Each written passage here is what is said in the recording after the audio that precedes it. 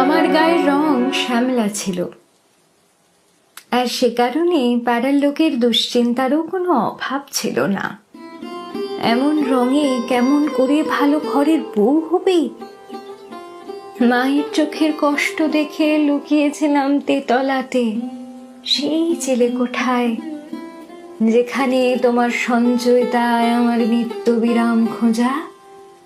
তুমি পিঠে হাত রেখেছিলে সেদিন, বলেছিলে কালো তা সে যতই কালো হোক। তুমি কেবল দেখেছিলে আমার কালো হরিণ চোখ। গান গাইতে আমার বেশ লাগতো জানো, তবু পাড়ার মোড়ের ফাংশনে যখন একটা পর্দা বেসুরো হলো, সবাই ব্যঙ্গ করেছিল খুব। ফের মুখ লুকোলাম পদ্মের পাতায়, ফুপিয়ে কেঁদে ক্ষমাও চাইলাম খুব। তুমি কিন্তু রাগ করোনি, বরং ঠাট্টা করে বলেছিলে, তুমি কেমন করে গান করো হে গুণী, আমি অবাক হয়ে শুনি, কেবল শুনি। রবি ঠাকুর, বাবা মায়ের স্বপ্ন ছিল ভালো ঘরে ভালো বরে আমার বিয়ে হোক, সুখী হই আমি। চৈতালি গোধূলির শেষ উষ্ণ কিরণে হাত ধরেছিলাম যার, তার বড় চাকরি ছিল না, তার গলায় তোমার গান মানাতো বড্ড। সে যতই হাসি দিয়ে দহন করত, প্রেমের তৃষা ততই বাড়ত। সে ভালো প্রেমিক ছিল, কিন্তু বাবার চোখে ভালো বর ছিল না, তাই নাকচ হলো তার প্রস্তাব।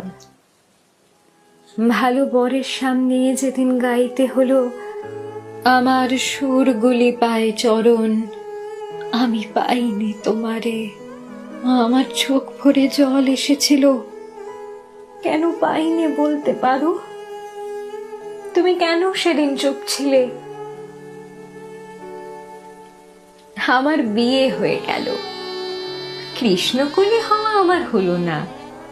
ভালো বরের চক্ষুশূল হলাম আমি, আবার দরকারিও হয়ে উঠলাম ভীষণ।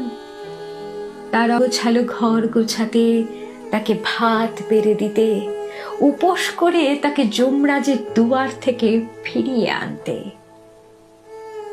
কিন্তু তার চোখে নিদারুণ লজ্জা দেখেছি নিমন্ত্রণ বাড়িতে। কালো মেয়ের স্বামী হওয়া লজ্জার, এ কথা সে আস্তে আস্তে বুঝেছিল।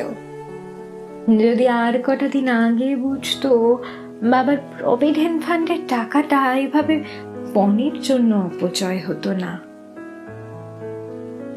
তুমি জানো আমি কেন তাকে ভালোবেসে উঠতে পারি না? কেন বিদ্রোহ জাগে রক্ত জুড়ে, মনে হয় সেই তেতলার ছাদটাতে ফিরে যাই, তোমার কাছে ফিরে যাই। এক ঘোরের মধ্যে অনুভব করি আমার চিন্তাগুলো আমার মাথার উপর উঠে প্রলয় নাচ নাচছে। তারা উন্মাদের মতো মুক্তির আকাঙ্ক্ষায় হাত বাড়িয়ে রয়েছে।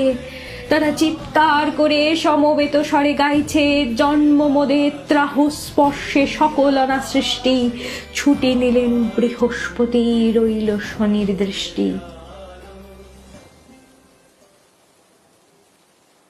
আমি সত্যি একদিন চলে এলাম, আর পারলাম না জানো। একটা শৌখিন চিনেমাটির বিদেশি কাপ ভাঙার অপরাধে আমার স্বামী আমায় পেপার ওয়েট ছুঁড়ে মারলেন।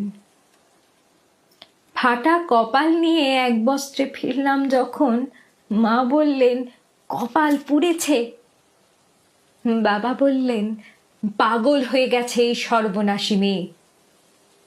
আমি মত বদলালাম না, আমার সকল নিয়ে বসে আছি সর্বনাশের আশায়। তুমি ফেরিলে আমায় সান্ত্বনা দিতে, বললে যে তোরে পাগল বলে তারে তুই বলিস নে কিছু। তোমার মতো করে কেন কেউ বোঝে না আমায়? তোমার মতো করে কেন স্নেহের স্পর্শে সব গ্লানি মুছিয়ে দেয় না কেউ? তবে তোমার জন্যই বাঁচতে ইচ্ছা করে, এ অন্ধকার রাতেও গাইতে ইচ্ছা করে, আজি বিজন ঘরে নিষেধ রাতে, আসবে যদি শূন্য হাতে। আমি তাই থেকে ভয়ে মানি, জানি বন্ধু জানি, তোমার আছে তো হাতখানি।